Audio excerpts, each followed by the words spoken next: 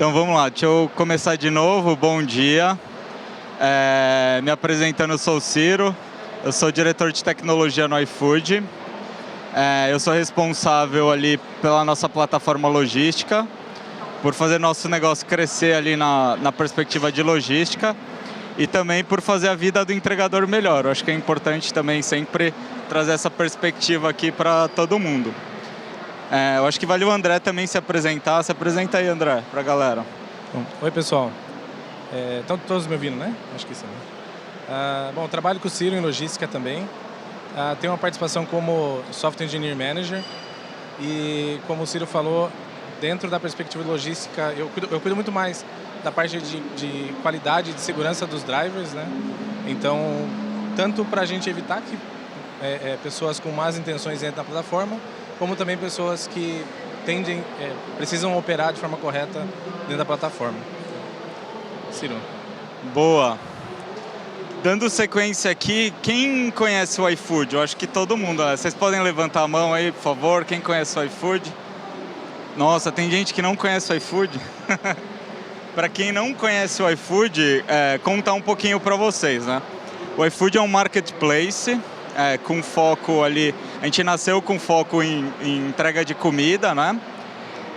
Mas um marketplace de 3 pernas. A gente tem tanto os restaurantes, os parceiros, os entregadores e os consumidores. Dando uma perspectiva aqui de números gerais, aqui vocês podem ver alguns deles, né? Então, o primeiro deles dando uma ordem de grandeza, a gente faz em torno de 60 milhões de pedidos ou entregas todos os meses ali para as pessoas. É pedido pra caramba. Quando a gente olha o volume de downloads que a gente tem do nosso app, a gente tem mais de 1,5 milhão de downloads todos os meses ali do nosso aplicativo, na perspectiva do consumidor. Então, também é bastante gente. Também dando uma dimensão para vocês na perspectiva de merchants, ali, de parceiros que estão integrados conosco, a gente tem mais de 300 mil merchants que estão integrados conosco ali, vendendo algum produto ou serviço dentro da nossa plataforma. E já na outra perspectiva, que é o dos entregadores, a gente tem muito mais, esse é o último dado oficial, mas a gente tem mais de 200 mil drivers ativos que rodam todos os meses ali usando a nossa plataforma, a nossa solução. Então também é bastante gente ali conectado no nosso produto, serviço, de uma forma geral. Outro dado legal que não está aqui, que é legal compartilhar, quando a gente pensa em presença do iFood nas cidades, hoje o iFood está em todos os estados do Brasil, em todas as capitais e muitas cidades, né? Então, mais de 1.000 cidades ali, a gente trabalha ali com o nosso produto, serviço. Aqui tem um pouco dos nossos, vamos dizer, stakeholders, né? Dos nossos clientes, né? Os 3 clientes que eu falei ali. Tanto o merchant que está vendendo o serviço ali conosco, que pode ser um restaurante, que pode ser uma farmácia, que pode ser um mercado, enfim. Tem também o driver, né, o entregador, né, a pessoa que faz entrega, e o consumidor. Hoje, o foco da nossa apresentação vai ser muito na perspectiva do entregador. A ordem aí, não se atenham à ordem, todos eles são muito importantes, a gente sempre busca ter um equilíbrio ali de todos os parceiros dentro da nossa plataforma, mas hoje o nosso foco aqui vai ser em falar sobre as pessoas que fazem entrega, tá? Beleza. Dando sequência aqui também, é legal, aqui a gente está trazendo um panorama, eu estou trazendo para vocês um panorama de como é que a fraude de identidade no Brasil, né? Então, antes até disso, trazendo um pouco, vamos dizer, para a velha economia ali, né? Para o mercado mais tradicional. No Brasil, é muito comum o compartilhamento de contas, o que é um problema bem complexo para a gente. Então, dando exemplo para vocês de um problema que acontece, que é bem comum aqui no nosso mercado, na América Latina. Então, eu sou taxista, dono de um táxi, eu vou lá e tenho a licença para operar, eu empresto para o meu filho, cunhado, vizinho, empresto para as pessoas. Isso é normal, mas no fim do dia, quem tem a licença não são as outras pessoas, né? Sou eu, o Ciro, dando um exemplo. Então, é um exemplo aí de problema de identidade que a gente tem no mercado mais tradicional. E eu acho que a AWS é um exemplo bom também aqui no Brasil de compartilhamento de contas, né? Então, quem não conhece alguém aqui na nossa família que usa a conta do Netflix ou do Prime, do vizinho, do colega e tudo mais. Então, é o mesmo problema que a gente tem ali no iFood no dia a dia, que os drivers, as pessoas que fazem entrega, muitas vezes emprestam as contas umas para as outras. E por que isso é um problema para a gente? Assim, eu acho que é importante dar clareza para vocês. Acho que o principal deles é o quê? Pô, a gente tem um processo de onboarding ali, de cadastro, mega bem desenhado, considerando várias perspectivas, e daí ali no fim do dia, a pessoa passa no processo, né, cumpre todas as etapas e chega e empresta conta? Não, né, a gente não quer isso. Além disso, tem um outro ponto que é bem relevante, que é importante para a gente, que existem vários estudos internos que demonstram, nossa, tá legal a música, né? Que demonstram para a gente que a pessoa que usa uma conta emprestada ou alugada, ela tende a cometer fraudes. Então, existem vários golpes, da mesma forma que existem golpes ali no WhatsApp para tentar buscar algum recurso financeiro das pessoas. Existe quadrilhas especializadas ali que vão aliciar as pessoas que trabalham fazendo entrega, falou, me empresta a sua conta aí, eu te dou R$100 para você me emprestar a conta num dia. E daí o que ela faz? Ela pega a conta da outra que foi emprestada, vai lá e comete uma fraude ou dá um golpe e tudo mais. Então, é por isso que é bastante importante para a gente ter essa garantia de quem está fazendo a entrega é a pessoa que passou por todo o processo de onboard, que a gente tem todos os documentos, a etapa ali, toda bonitinha. Agora, voltando aqui para o slide. Esse daqui é um panorama de problema de identidade, ali, de fraude aqui no Brasil, né? Então, ela é muito grande, presente no mercado online e na indústria, principalmente de pagamentos, no mercado financeiro, porque existe uma contrapartida, um benefício claro ali para quem frauda, né? O tipo mais comum de fraude que acontece de identidade é uma pessoa que pega um documento, altera algum dado específico, então eu vou lá, altero minha data de nascimento, ou vou e altero o número do documento, ou vou e altero a foto do documento. Então, esse é o tipo de fraude mais comum que a gente se depara, né? Então, é muito numa perspectiva de alguém que vai ou adultera um documento ou cria um documento ali que sintético, né, que não existe, né? E outro dado bastante legal é que mais de 80% dessas fraudes, elas acontecem ali principalmente na etapa de validação do cadastro, né? Então,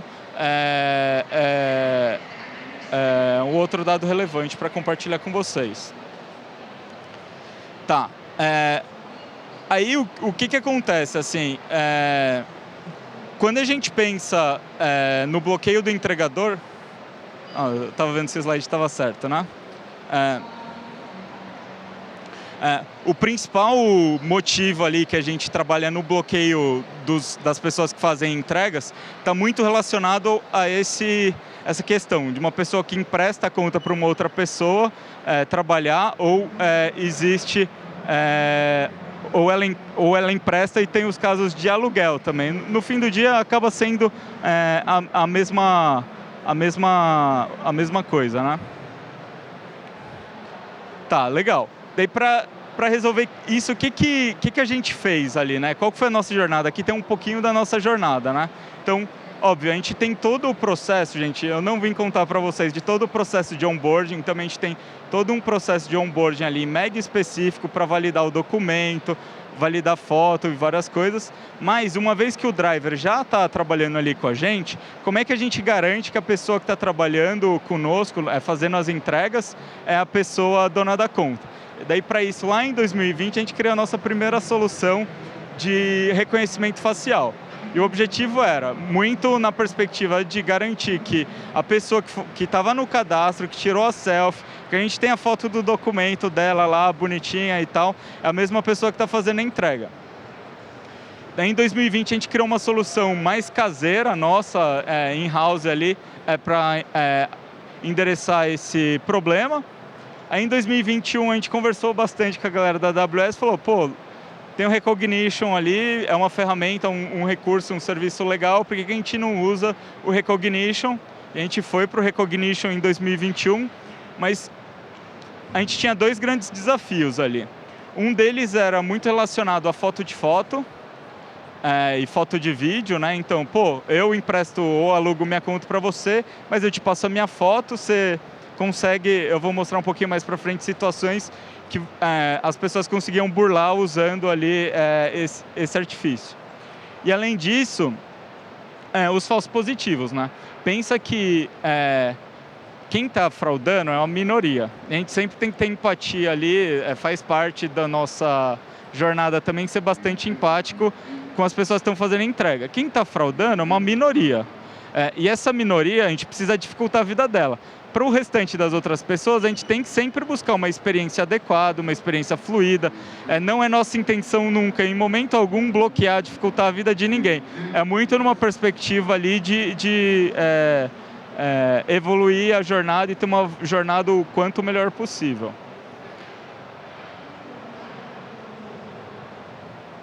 Tá, aqui tem uns exemplos aqui que a gente tinha. A gente botou um círculo aí na foto das pessoas para não constranger ninguém, tá?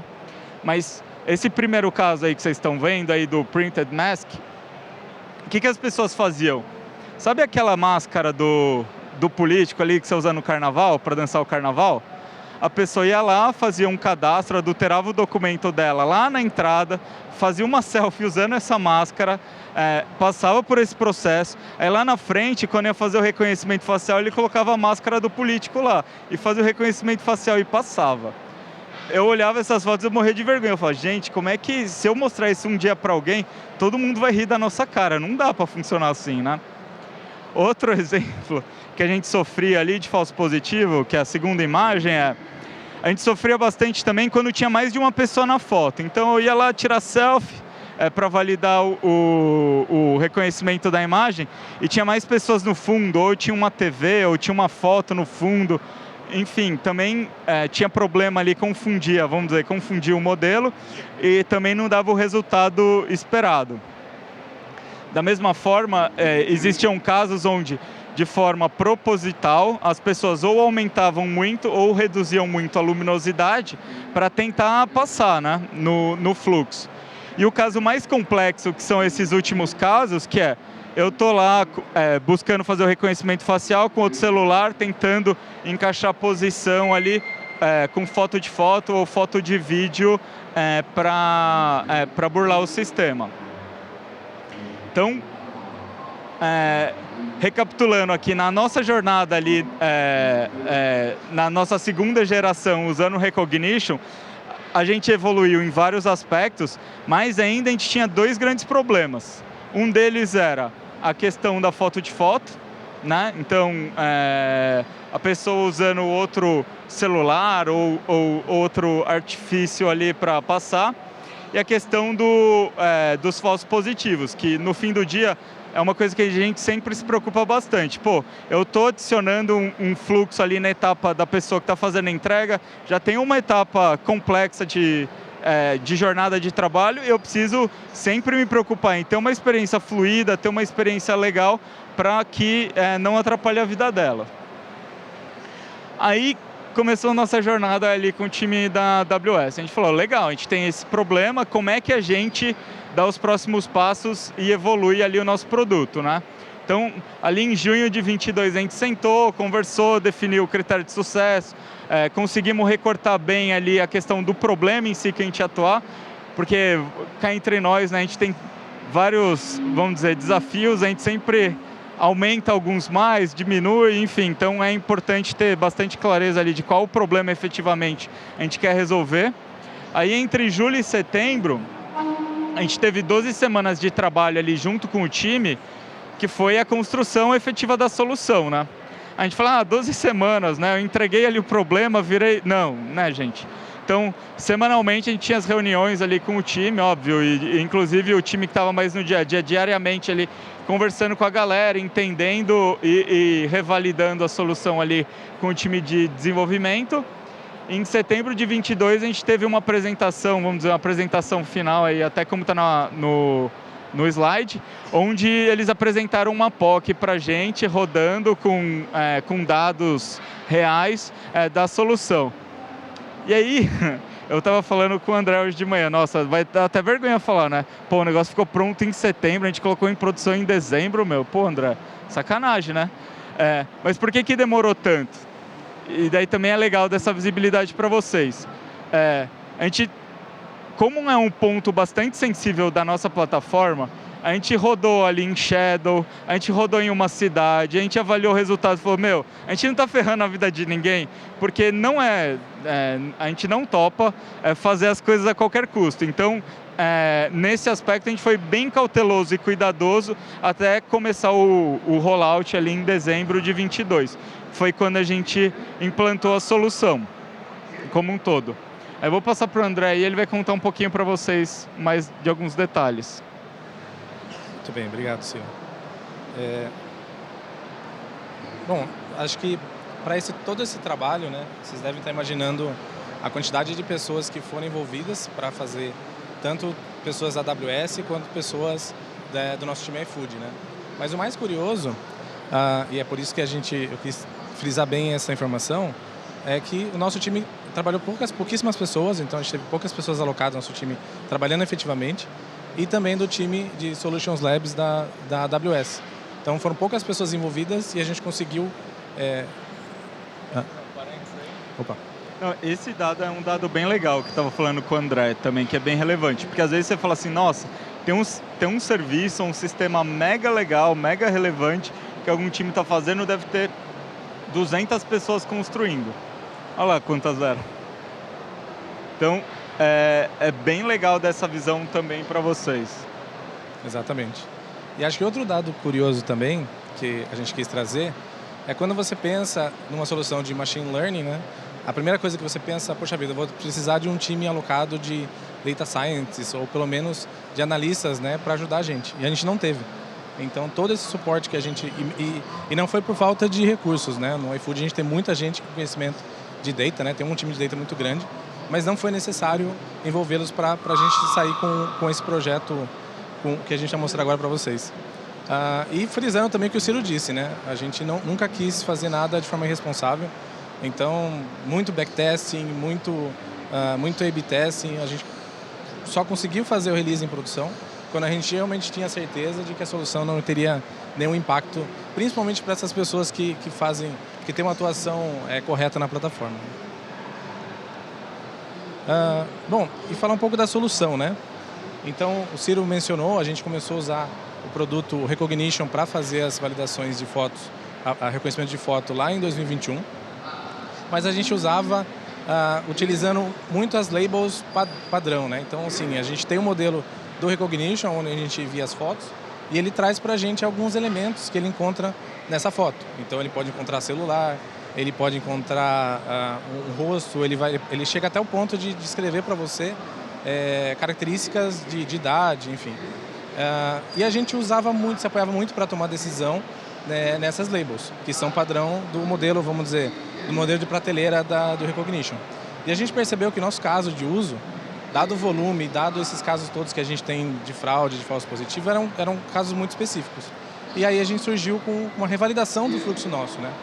E ele passa por esses 3 elementos principais. Um deles é a validação da qualidade da imagem, tá? Porque o que acontece, né? Assim, como pela quantidade de pessoas que levantaram a mão, todo mundo usa o iFood, eu conheço o iFood. Espero que a maioria use o iFood.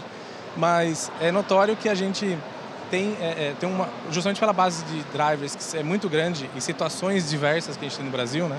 Então é chuva, pedidos que acontecem, entregas que acontecem à noite, o driver muitas vezes precisa fazer reconhecimento facial em ambientes que não são adequados.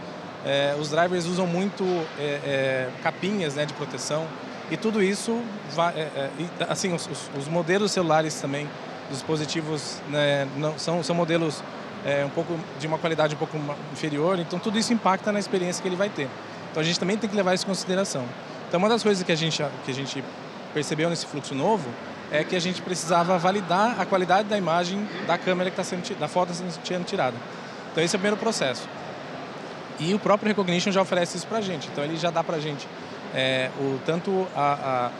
tanto o brilho quanto a nitidez da foto. E a primeira validação que a gente faz, fotos que não atendem o mínimo de threshold, né, o mínimo de o limite que a gente espera, a gente já nem prossegue com a validação da foto.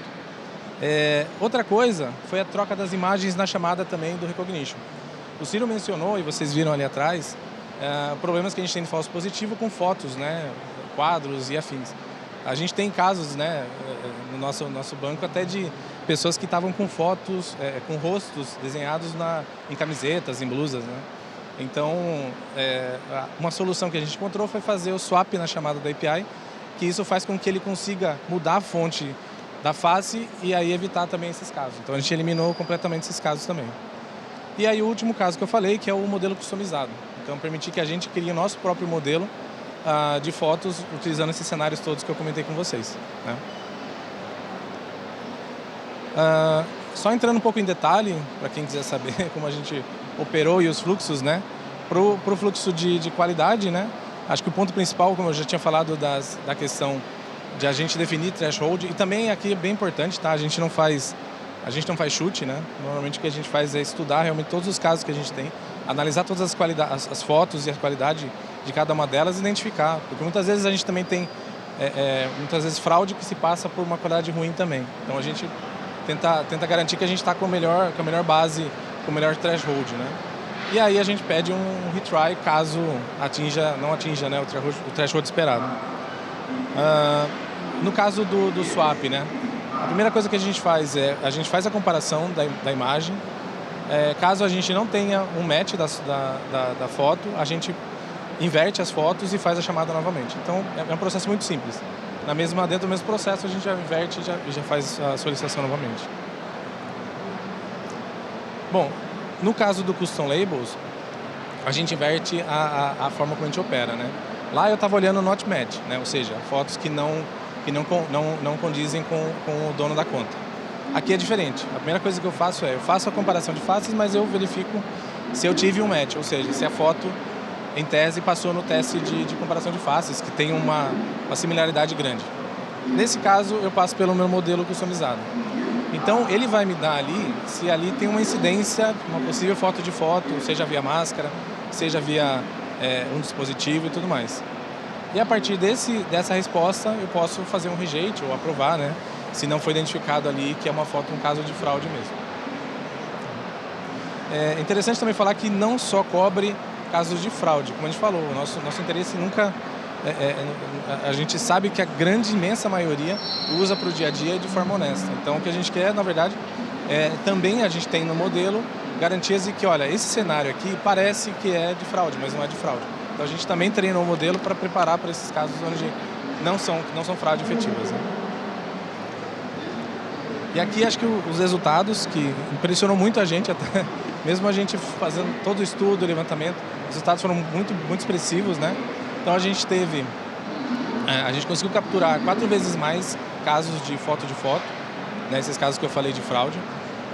A gente, no geral, quando eu olho a efetividade do modelo das duas pontas, né? Tanto para fraude quanto para identificação de falso positivo, ele aumentou em 3 vezes mais, né? A efetividade do modelo. Os resultados. E aqui o último ponto a gente tem muita contestação. A gente teve uma queda em 3 vezes o número de contestação por conta de casos de bloqueio indevido. Mas vocês podem pensar, poxa vida, o modelo está muito bom, então é a única ponta de fraude. Não, né? Eu acho que vocês acho que todo mundo acompanha a evolução de tecnologias, principalmente com Generative AI. A gente sabe que fraude, ou quem trabalha com fraude sabe que não dá para parar nunca. Então, a gente já tem no nosso roadmap coisas que a gente já vai colocar. Então, uma delas é a criação de novos modelos customizados, né? Então, a gente quer usar cenários específicos, se aprofundar mais no detalhe de alguns cenários específicos que a gente tem ainda problema. Então, a gente sabe que segmentando melhor os modelos, a gente consegue maior efetividade. A gente também está trabalhando junto com a AWS para colocar o Liveness, que foi lançado há pouco tempo pela AWS, no nosso processo de Face Match. Então, ele garante uma efetividade maior, ainda maior da validação, se é uma pessoa ou não, né? Se é uma pessoa real ou não, né? E também o uso de Collections e User Vector, que garante que, assim, só para quem não sabe, o User Vector ele permite que você crie um vetor de faces baseado no conjunto de imagens. Então, a chance da gente pegar, a gente consegue reduzir muito mais ainda falsos positivos, porque as pessoas ao longo do tempo e do uso da plataforma, o rosto, a pessoa usa barba, tem pessoas que mudam alguma característica, né? E isso acaba afetando também no reconhecimento. A partir do momento que eu tenho um vetor de faces, isso permite que eu consiga ser mais assertivo também nesses casos, né? Os casos reais. Então é outra coisa que a gente também já tá no nosso roadmap para ser entregue. E eu acho que é isso. Muito obrigado por vocês participarem.